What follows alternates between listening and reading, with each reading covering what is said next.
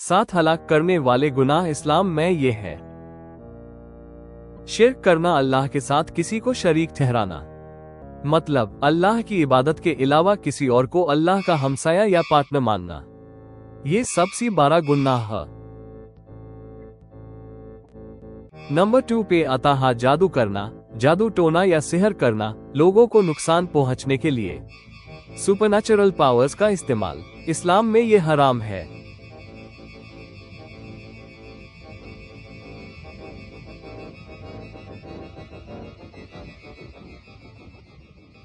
Number 3 पे आता है किसी इंसान का कत्ल करना, बिना हक के किसी की जान लेना।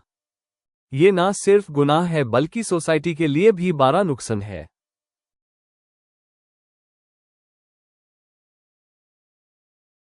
नंबर 4 यतीम के माल में ज्यादती करना, यतीम ऑफन के हक में से कुछ लेना या उसका माल चुरा लेना।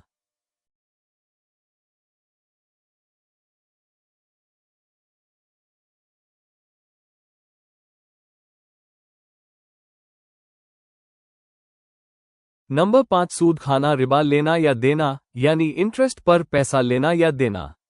इस्लाम में सूद हराम है। इस्लाम में सूद हराम है। नंबर 6 झूठ बोलना।